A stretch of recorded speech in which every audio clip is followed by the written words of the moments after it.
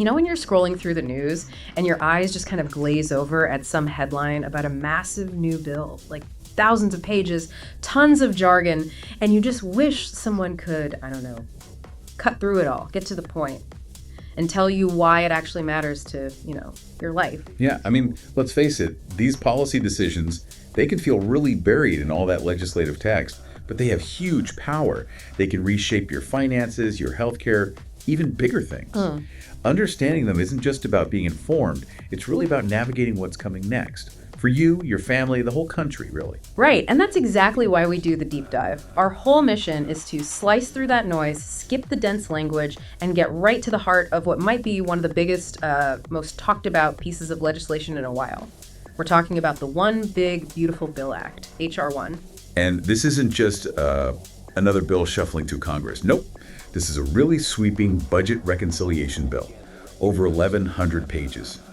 Its main goal, at least as stated by supporters, is implementing President Trump's domestic policy priorities. They're calling it a once-in-a-generation reform, aiming to, reshape taxes, healthcare, economic policy, the works. And sweeping really is the word here. I mean, it's designed to touch pretty much everything. Your tax return, social safety nets, energy policy, even AI. So it's probably no surprise that something this big, this ambitious, has immediately kicked up a ton of controversy, lots of heated debate, especially around the potential cost, the impact on the national debt. Exactly. Yeah. And its path so far really shows that intensity. It just barely passed the House, May 22nd, 2025. The vote was incredibly tight, 215 to 214. That single vote tells you pretty much everything about how divided people are, even within the same party sometimes. Right. Now it's over in the Senate, and they're starting that whole tricky process of ironing out the differences between the House and Senate versions. That's where things get really interesting. Okay, so what we want to do today is pretty clear. A real deep dive into this One Big Beautiful Bill Act. We're going to unpack it piece by piece, pull out the really important stuff. We'll help you understand what's actually in it, look at the arguments both for and against it, and most importantly, talk about what it could mean for you, the listener, and for the country. Let's get into it. Okay, so we've talked about how huge this thing is, right? Over 1,100 pages, incredibly ambitious. But let's talk about the mechanics. Why is it called a budget reconciliation bill? What does that actually mean, and why pick that specific route for something this big? Yeah, that's a really key point because budget reconciliation, it's not just some technical term, it's a strategic choice. And it totally changes how a bill moves through Congress, especially the Senate. Basically, reconciliation is a special process. It lets certain kinds of bills, once dealing with spending, revenue, the debt limit, pass the Senate with just a simple majority, 51 votes. And the crucial part, it bypasses the filibuster, the thing that usually requires 60 votes and can stop major legislation cold. Okay, so it's like a legislative fast track for budget stuff, a way to push through big policy changes without needing that 60-vote supermajority. That definitely explains why you'd use it for something this ambitious, something designed to enact a specific agenda. Exactly. It lets the majority party, assuming they can keep their own members in line, make really significant fiscal policy changes without needing any votes from the other side. It's the express lane for budget bills. And like you said, the size, over 1,100 pages. Yeah. It's just daunting. It makes it almost impossible for one person to grasp everything that's in there, which is why, deep dives like this are so important, trying to make sense of it all. Totally. I mean, 1,100 pages. Wow. You'd need a lot of coffee for that. Yeah. But let's dig into some of the actual content, starting with taxes. That seems to be a huge focus, reshaping the economic landscape. The core seems to be making the individual tax rates from the 2017 Tax Cuts and Jobs Act, the TCJA, permanent. Those rates from 10% up to 37%. And that word permanently, that's really important, right? It's a big shift. Remember, when the TCJA passed in 2017, a lot of the individual tax cuts, including those rates, were set to expire, end of 2025. So without this bill, taxes would have automatically gone back up for a lot of people. Making these rates permanent locks in a specific approach, lower taxes for individuals and businesses long term. It gives people and families certainty for planning their finances maybe years down the road without worrying about a sudden tax hike. It really cements a philosophy of stimulating the economy through lower taxes. Right, so it gives people some certainty, predictability. That sounds good for planning, whether it's personal finances or a business trying to look ahead. And then there's also the increased standard deduction. That's also from the 2017 law, and this bill makes that permanent too. The standard deduction, most people take it instead of itemizing, it just reduces your taxable income. The TCJA made it much bigger. But what's interesting here is there's also a temporary boost on top of that. An extra $1,000 for single filers, $2,000 for joint filers. but only through 2028. Okay, so permanent rates, permanent increased standard deduction, but this extra temporary bit on top of the standard deduction. Sure. What's that mean for the average taxpayer right now? And why make that part temporary? Is it just about the cost, or is there maybe some other reason? Well, for the average person, it means, a bit more money in their pocket, pretty much immediately, at least for the next few years, through 2028. The permanent stuff provides ongoing relief. This temporary bump just adds a little extra juice for a short time. So, a married couple, maybe their standard deduction goes up another $2,000, reducing their taxable income even more. Could be hundreds, maybe thousands in savings per year, depending on their bracket. As for why it's temporary, likely a mix of things. Cost is probably a big one. Making it permanent would add a lot more to the bill's price tag. Plus, setting an expiration date gives lawmakers flexibility later. Maybe the economy changes, maybe priorities shift. It's like an upfront bonus, but with an end date built in. Got it. Quick boost, but temporary. Okay, moving beyond just individual taxes, the bill seems to have some big things for businesses too, especially small businesses, and something for people in high tax states. You mentioned the Section 199A deduction for small businesses goes up to 23%. Right, Section 199A, the QBI deduction, that was also new in the 2017 law. It lets owners of pass-through businesses, think sole proprietorships, partnerships, S-corp, deduct a chunk of their business income. This bill bumps that deduction up from 20% to 23%. The idea is pretty straightforward. Lower the tax burden on small businesses, entrepreneurs, leave more cash in their hands so they can, invest, expand, hire people. It's meant as a direct shot in the arm for small business growth. But this is important. The price tag for just this one change is estimated at $700 to $800 billion over 10 years. Wow, $700 to $800 billion. That's a huge chunk of change dedicated just to that small business deduction. That's a major investment. Meanwhile, what about the SALT deduction cap? State and local taxes. That's been a really hot topic, especially for folks in, New York, California. This bill raises the cap from $10,000 to $40,000. It really is a massive sum for 99A. It shows a real belief in small business. And the SALT cap. That was maybe one of the controversial parts of the 2017 tax law. Before that, you could deduct pretty much all your state and local income, sales, property taxes. The $10,000 cap hit people hard in high-tax states, effectively raising their federal taxes. It caused a big uproar, even bipartisan anger from those states. So raising that cap to $40,000 is a big deal, mostly for higher income folks in those specific states. It's been debated like crazy. Supporters say the original cap was unfair double taxation. Critics said it was a needed limit on federal subsidies for high-spending states. This increase gives significant relief back to people who felt targeted by the original cap. Could mean thousands back in their pockets. It's a clear win for those who felt that $10 key limit was, unfair. Okay, so that helps folks in those high tax states who felt penalized. But the bill also does some really new stuff. Tax-advantaged accounts, getting rid of taxes on certain income. Maybe the most interesting one is these Trump savings accounts for newborns. $5,000 a year, tax-advantaged. That sounds completely new. Yeah, these Trump savings accounts, that's definitely something new for U.S. tax policy. Seems designed as a really long-term savings tool, almost intergenerational.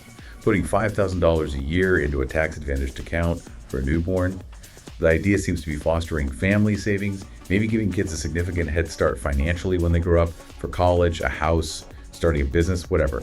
Long term, it could potentially help with wealth gaps, give kids a financial foundation right from birth. It's different from existing college savings plans or retirement accounts, very focused on that future generation. Interesting idea for long-term savings. And then the tax eliminations. Getting rid of taxes completely on tips, overtime pay, and Social Security benefits.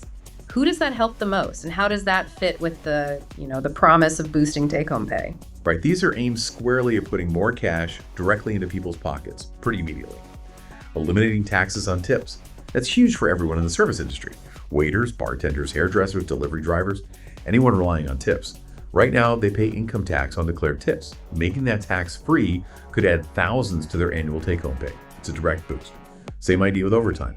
Making that tax-free gives a bump to hourly workers who put in extra hours. Think manufacturing, construction, essential workers. It directly rewards that extra effort. And Social Security.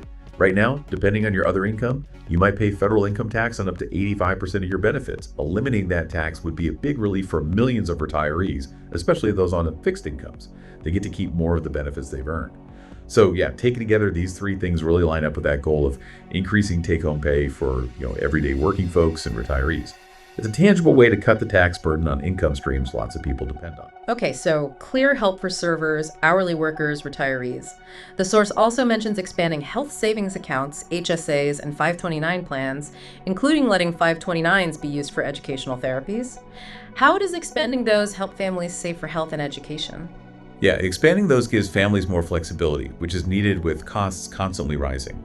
HSAs, those tax advantage accounts for people with high deductible health plans. Expanding their use could mean covering more types of medical expenses, helping people manage those out-of-pocket costs better. And for 529s, which are usually for college savings, allowing them for educational therapies is actually a really big deal. It's aimed specifically at families with kids who have special educational needs. They could use those tax advantage funds for things like speech therapy, occupational therapy, specialized tutoring, things that are crucial but expensive and often weren't covered by 529s before. Helps ease a huge financial burden for those families trying to get their kids the support they need. Okay, so that's the putting money in pocket side, a lot going on there. But this bill isn't just about tax cuts, right? It also makes some really big moves on the spending side, especially with social safety net programs. Let's pivot to that. Medicaid and SNAP food stamps, what are the big changes proposed there? Right, this is where you see some major shifts in spending priorities. The bill takes aim at Medicaid and SNAP, mostly through stricter eligibility rules and adding or expanding work requirements for people to receive benefits. And the projected savings are, well, enormous, around $1.6 trillion over 10 years. The stated goal from proponents is, to encourage work, reduce dependence on government aid, promote fiscal responsibility. They argue it's necessary to keep these programs sustainable long term. But the flip side is intense criticism. Opponents argue these changes could really hurt low-income households, potentially cutting off essential health care or food aid for vulnerable people. Wow, yeah, that's a real clash. $1.6 trillion in savings versus potentially hurting vulnerable people. What does that look like on the ground? What are the potential real-world impacts of tightening eligibility like that? Well, the tension is huge. You've got the goal of self-sufficiency versus the risk of pulling the rug out from under people who are really struggling. For Medicaid, stricter rules could mean people who qualified before don't anymore. They lose healthcare access. Think about someone working part-time but not enough hours to meet a new work requirement. Suddenly their kids might not have doctor visits covered. That could mean delayed care, worse health outcomes, more pressure on emergency rooms maybe. For SNAP, stricter work requirements could cut off food aid for people facing real barriers to work, maybe illness, disability, lack of childcare, no transportation. If they can't meet the hours, they could lose that assistance. That could lead to more hunger, more hardship, more reliance on food banks, especially tough on kids and the elderly. So the potential real-world impact is a big increase in poverty, maybe worse public health for the most vulnerable. That $1.6 trillion saved comes directly from those reductions. Yeah, that could really hit vulnerable people hard. Okay, shifting focus to the other end of the spending spectrum. The bill puts a lot of money into national security. $150 billion for defense, $175 billion for border security. Those are big numbers. Tells you something about priorities. Yeah, these numbers are big. A real focus on national security, America first kind of priorities. The $150 billion for defense likely goes towards military readiness, new tech, maybe more troops or equipment, keeping the U.S. military strong. The $175 billion for the border is especially significant. And it's not just about, a wall, it's broader. Big money for the Coast Guard, more ships, more patrols for maritime security, stopping smugglers. Yeah. And it also means a lot more resources for immigration enforcement generally. More Border Patrol agents, more ICE officers, maybe expanding detention facilities, definitely more surveillance tech along the border, drones, sensors, AI monitoring, plus funding for faster processing, faster deportations, more prosecutors for immigration cases. It's a comprehensive boost to enforcement capabilities. So, tightening the border, more enforcement, more tech. What's the overall goal there, according to supporters? How does this massive investment connect to the challenges we see? Well, it reflects that security-first agenda. The defense spending is about maintaining global strength. The border spending is a clear statement on immigration. Prioritize enforcement, deterrence, control. Supporters argue this is absolutely vital for national sovereignty, stopping illegal immigration, cutting down on drug trafficking like fentanyl, disrupting human smuggling rings. They see it as essential for safety, the impact. Likely more apprehensions, more deportations, maybe fewer illegal crossings because of the deterrence. A more technologically advanced, maybe more militarized border, definitely a stricter immigration system overall. It's a fundamental move towards an enforcement-heavy approach.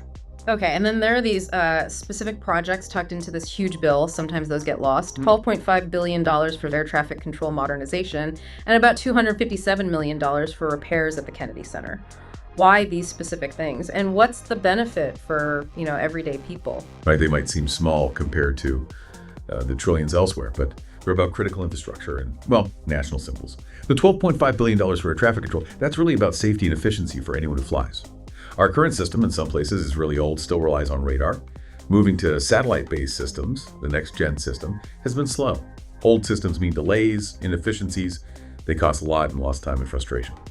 This money would likely speed up upgrades to radar, communications, software, making flying safer, more reliable, fewer delays. That's a direct benefit if you travel by air.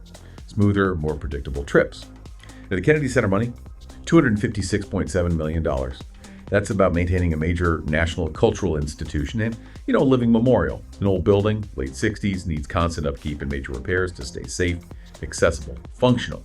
This addresses that backlog, update systems, keeps a premier performing arts venue running, hosting artists and audiences from everywhere. It's an investment in America's cultural presence, ensuring it remains a vibrant hub. Okay, we've covered a lot. Taxes, spending, specific investments. Let's hit energy and regulations now. This sounds like a really big reversal in energy policy. Repealing the Inflation Reduction Act's clean energy credits, opening up federal lands for oil and gas, speeding up permits. Oh yeah, it's a definite U-turn, a really stark pivot. The IRA, poured money into clean energy tax credits, rebates for solar, wind, EVs, batteries, try to speed up that green transition. This bill proposes repealing those incentives, a clear signal away from federal support for renewables. At the same time, it pushes hard for more fossil fuels, opening more federal lands, even potentially in sensitive areas for oil and gas drilling. And streamlining permitting basically means making it much faster and easier for energy projects, especially fossil fuel ones, to get approved. Fewer regulatory hurdles, maybe shorter environmental reviews, less public input sometimes. The why from proponents is pretty clear. Boost domestic energy production, aim for energy independence, maybe lower prices by increasing supply, support traditional energy jobs. Right, back towards fossil fuels, aiming for energy independence. What are the ripple effects, economically, environmentally? What are the broader implications of shifting away from clean energy support like that? Well, economically, maybe more oil and gas jobs, especially in resource-rich states. Proponents argue increased domestic supply could stabilize or lower energy prices for consumers and industry, and it boosts energy security, less reliance on foreign oil. Environmentally, though, the implications are, well, significant. Pulling back clean energy support could really slow down the growth of renewables in the U.S., make it harder to hit climate goals, maybe put the U.S. behind other countries in that green tech race. Opening more lands for drilling means more potential for habitat damage, water pollution, and definitely more greenhouse gas emissions long term. Worsening climate change. So it's a major step back from climate targets. Could have lasting impacts on air, water, biodiversity. It fundamentally redirects the country's energy path towards fossil fuels being dominant for longer. Big shift, big consequences. Okay, and speaking of unique things, this AI provision. A 10-year ban on states and cities enforcing their own AI regulations. That sounds pretty sweeping. What's the reasoning behind stopping local rules like that? Yeah, that's really novel and very specific, reflects how central AI has become. The thinking is, let innovation run free, at least for a while. Proponents worry about a patchwork of different rules across states and cities. Imagine an AI company trying to comply with 50 different sets of regulations on data, bias, liability. You completely stifle development, make it impossible to compete globally, might even push companies overseas.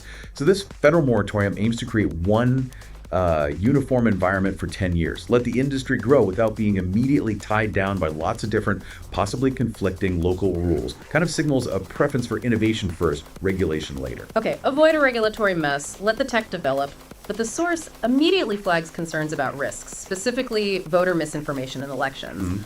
Why that connection? What could happen to elections if states can't regulate AI for a decade? Yeah, that's a major worry. And the connection is pretty direct, especially with how fast generative AI is moving.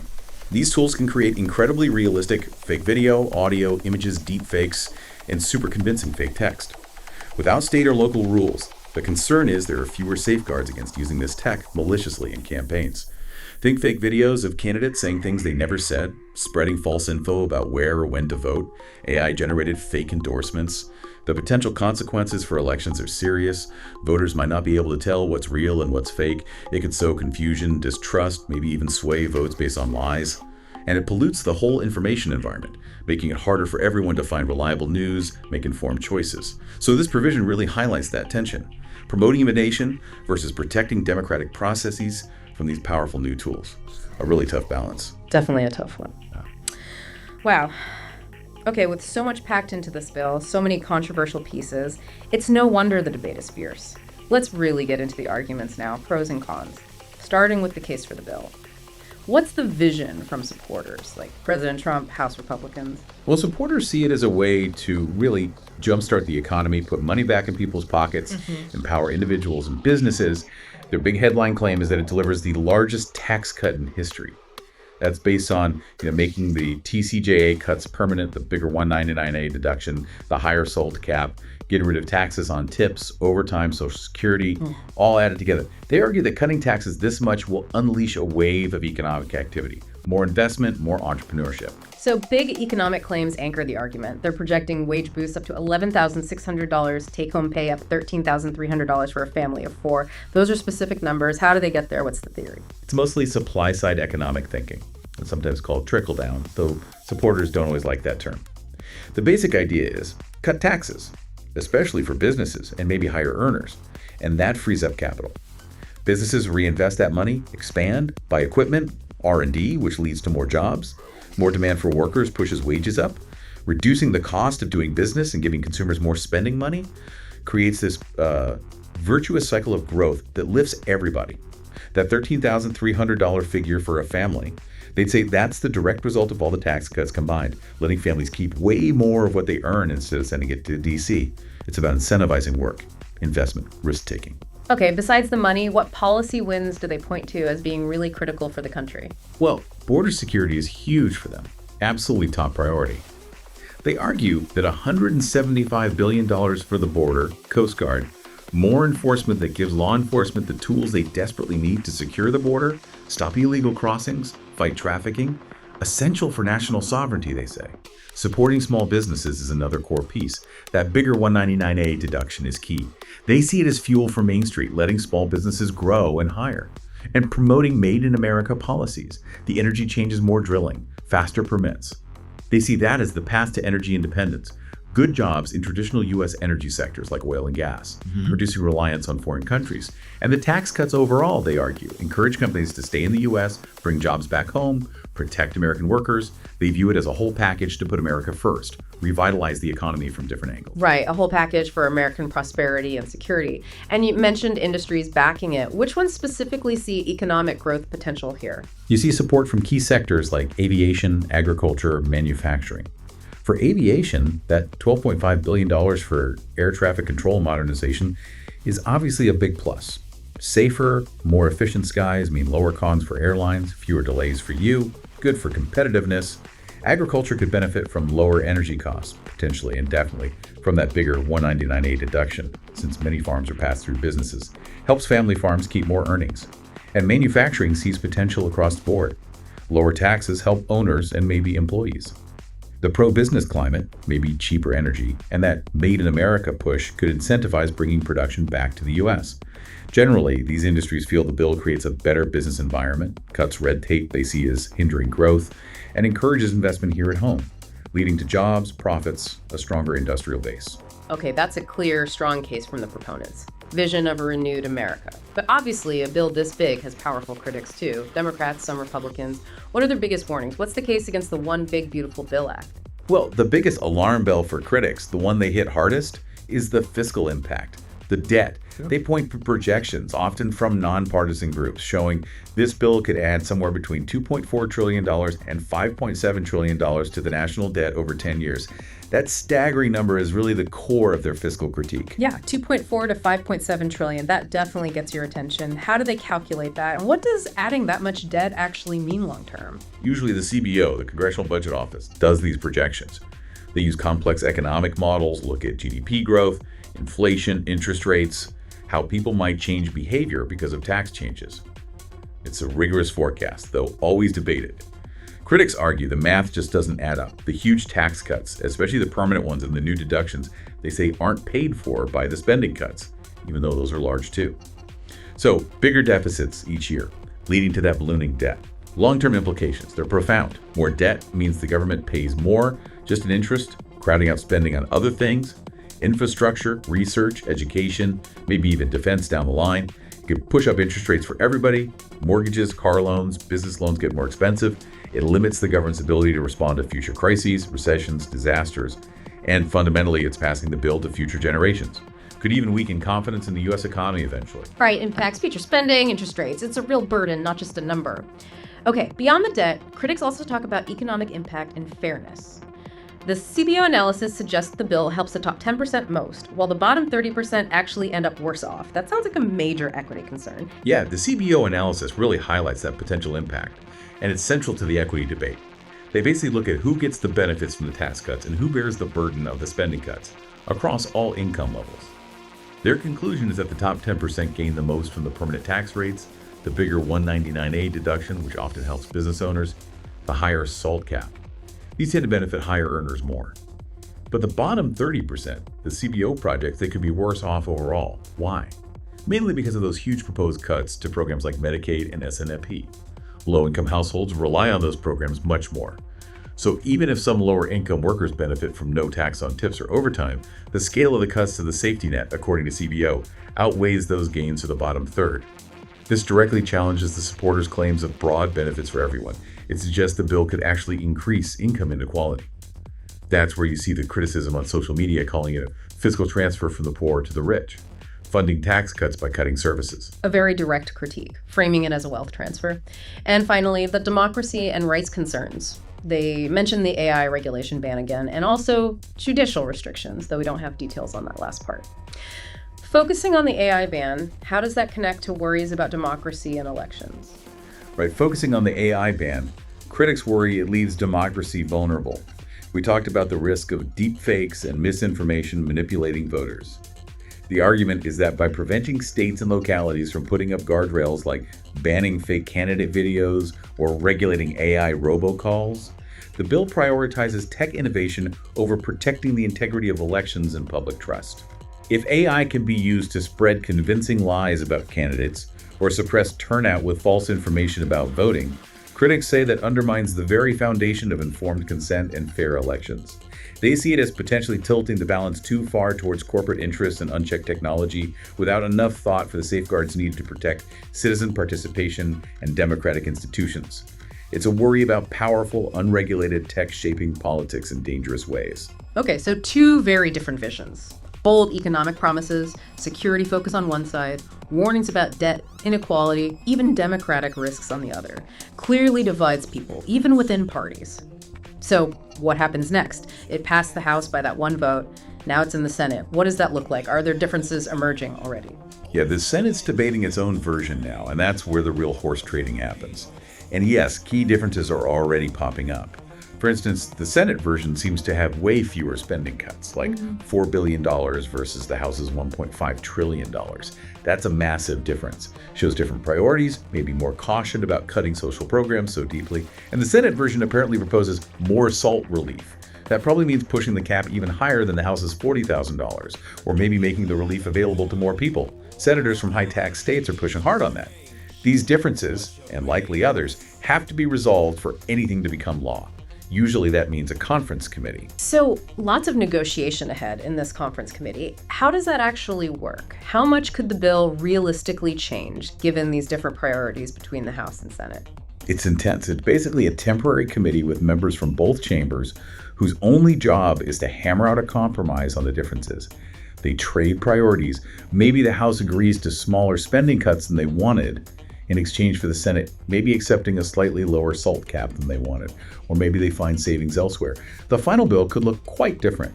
Provisions could get weakened, changed, maybe even dropped entirely if they can't get agreement. New compromises might appear, and that razor-thin House vote always looms. Any significant change in the Senate compromise could lose votes back in the House. It's a real balancing act to find something that can pass both chambers and then go to the president. Yeah, that one vote really highlights the divisions. And you mentioned GOP senators opposing it in the Senate already, Collins, Paul. What drives that kind of internal party disagreement on a bill pushed by, a figurehead of the party? Right, it shows the party isn't monolithic. For someone like Senator Rand Paul, it's likely pure fiscal conservatism. The massive projected debt increase, even with spending cuts, would be unacceptable if your top priority is shrinking government and debt. He might see the tax cuts as simply not paid for. For someone like Senator Susan Collins, a moderate, it could be different concerns. Maybe the impact of the social program cuts on people in her state, maybe worries that the tax benefits are too skewed to the wealthy, or she might disagree with specific policies like the energy changes from an environmental view or the AI ban from a governance perspective. Different senators have different priorities, different constituents, different ideological leanings, even within the same party label. It makes navigating these big bills really complicated. Okay, so a mix of fiscal, social, maybe regional concerns creating those internal divides. Makes sense. And the public. The source mentions X, formerly Twitter, showing polarized views. Shocking, I know. What does that polarization look like? Well, exactly what you'd expect, unfortunately. Social media is reflecting the broader debate, just amplified. You've got lots of people praising the bill, cheering the tax cuts, the border security funding. They see it as putting America first, letting people keep their money, strengthening the country, echoing the supporters' arguments.